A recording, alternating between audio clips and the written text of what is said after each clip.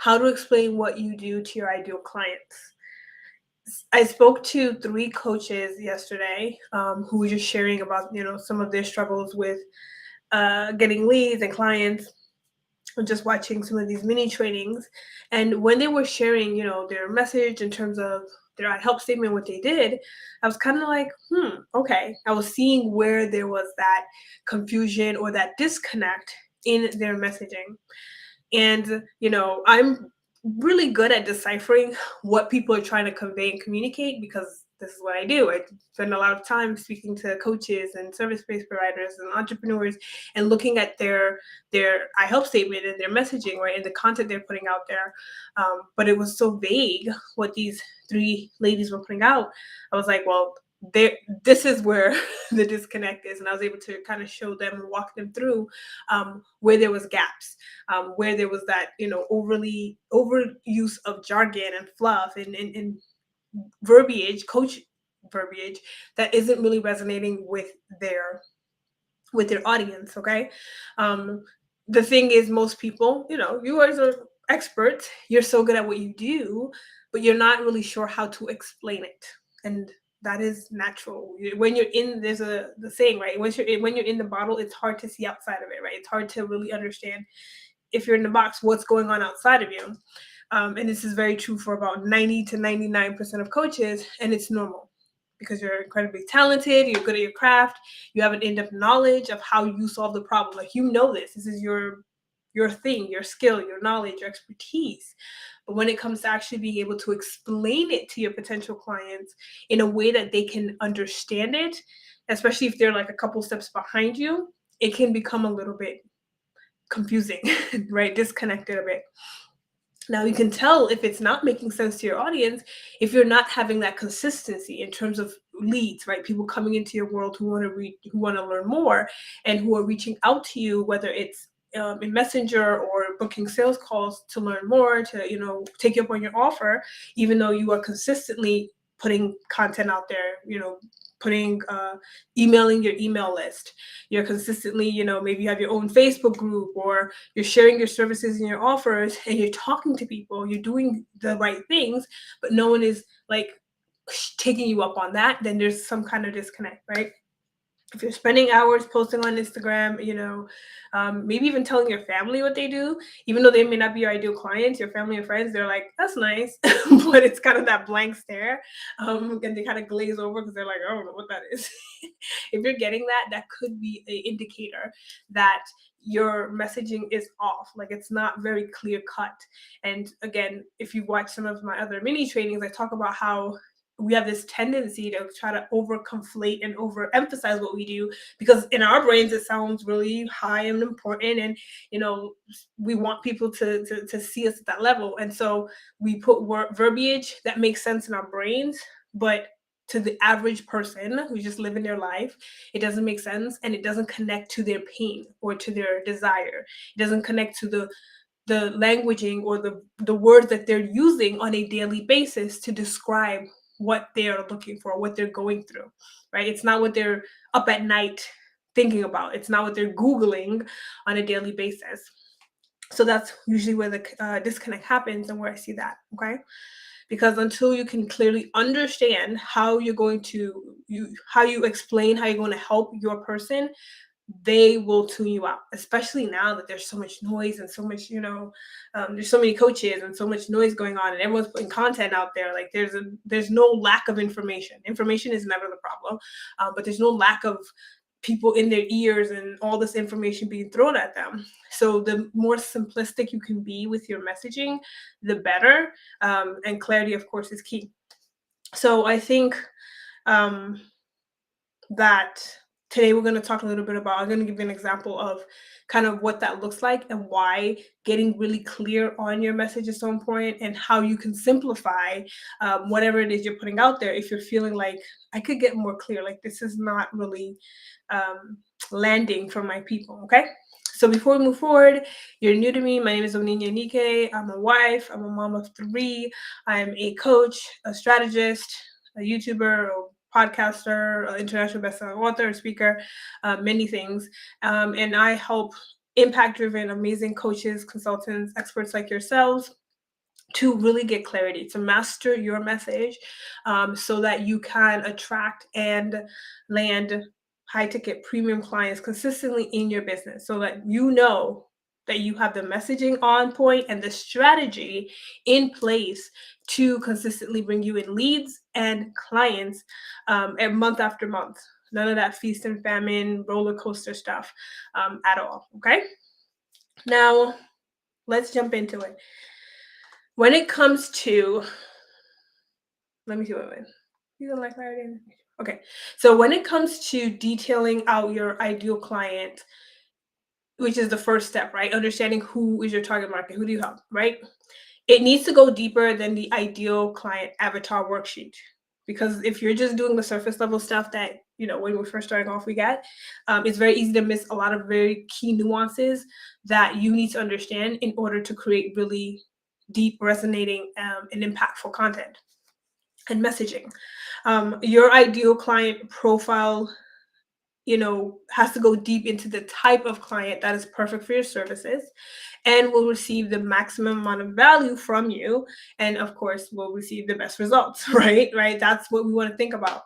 I talked yesterday about a little bit about that with the boat example, and really understanding, who your ideal client is, so that even though you sell boats, you know that you're selling it to someone who actually has the space, the environment to appreciate and value having a boat, versus, they can have all the things on the outside. They can live in Arizona in a desert and not have the boat.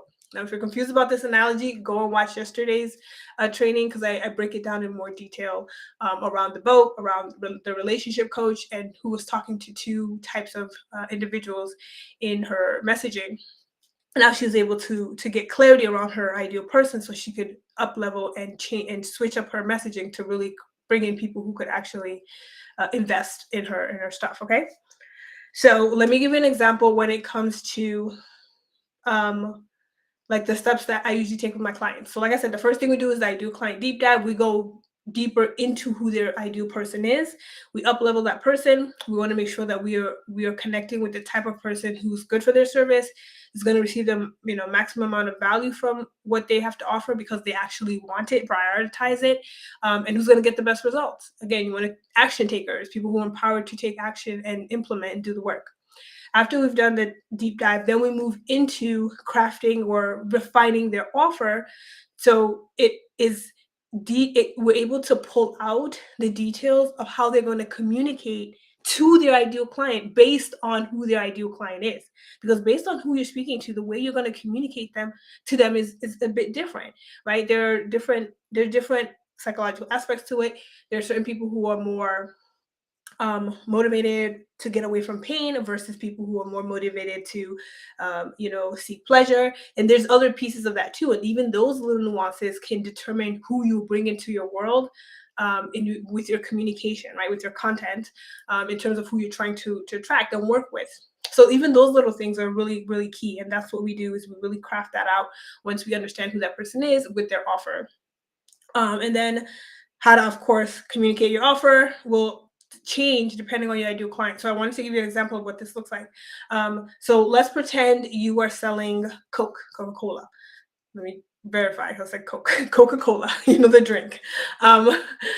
You may present it as pop to people in the North. So if you're from the North, we call it pop.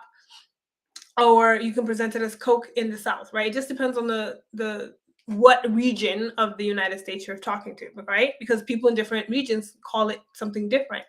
You see, maybe the same product to two different types of people who are calling it something different. Now, obviously, this is a simple example, but you get the point.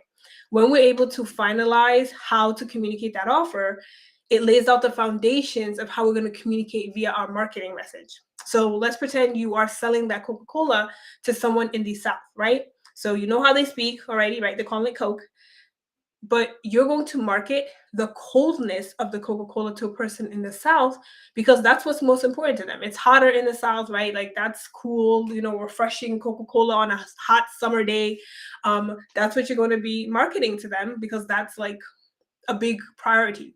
While as maybe in the North, where we got the four seasons, you may market the taste of pop to your ideal client, because they're competing with other bigger, other name brands, right? Like Pepsi or something, right? Pepsi is a competitor for Coca-Cola. So now you're marketing the taste. You're like, oh, we're sweeter, or whatever it may be. So do you see how it's basic, but do you see that example of even something as nuanced as that, of like how you're marketing, depending on who you're speaking to, how that can change? And so many coaches and service-based providers don't really understand this concept, but it can make a big difference in how you speak to somebody and how you communicate. So if, like yesterday's example with the relationship coach, if you're speaking to someone who's just starting off their business, it's going to be a very different way of communicating their needs and the way what they're looking for versus someone who's a little bit further along in their business, right? Someone who's further along doesn't have the same challenges, the same way of speaking about their business as someone who's kind of just launching and starting off. So even those little nuances you really have to understand about your person, because being able to understand this is going to help you really hone in on your content, on your messaging, what you're saying, right? And so this is why it gets so complicated for so many coaches, because they go very broad, and so they try to capture so many people and speak so many things, but it's being lost and confused, and it's being unheard, going in one ear and out the other by the ideal clients, because they're not really honing in on like their person so that they can speak to their person in the languaging that their person understands. Okay, understand that communication is what makes the difference between having a lot of leads, no leads, clients, no clients consistently. Like there's no way around that. No matter how wonderful your strategy is, your strategy is just a vehicle. But if what you put in that vehicle is crap, let's say, it's meant to be good oil, but you're putting, I don't know, water, it's not going to go anywhere. And so it's why it's so important that you have your messaging dialed in first, because that's what's going to drive everything else in your marketing, everything else in your whatever strategy you decide to move forward with. Your messaging has to be on point. You have to understand who your person is. You have to understand how they're communicating, and you have to then be able to create messaging that encompasses that when you're speaking to them. Okay. So if you're tired of, your lack of leads, and you're not really sure if your messaging is cohesive, please don't hesitate. Like I said, reach out to me in DMs. I've had a couple people do so, and just, reach out and ask. And I've been able to kind of take a look at their messaging and give them some, some advice and some feedback of things that they can tweak and things like that. And we've gone on some calls and really had some great conversations moving forward about what to do next and what they're looking for their business. And so if that is you, if you're like, hey, I'm not really sure if my message is actually hitting because it's kind of spotty, I'm kind of getting clients, I'm kind of not getting clients, it sounds okay to me, but I don't know if everyone is on the same page, whatever it may be, don't hesitate. Like I said, reach out and send me a quick message, and we will, like I said, I'll take a look, give you some feedback, and if it makes sense, I'll share how we can work together on a deeper level to help you really master that message and get you more leads and more clients. Okay. Now, I hope that was helpful for you and valuable for those of you who are here. If you're here, say hello. If you're on a replay, hashtag replay. Let me know, what are your thoughts, what questions you have, anything that you need, let me know. All right, I got another client call. I will see you all tomorrow. Have a wonderful rest of your day.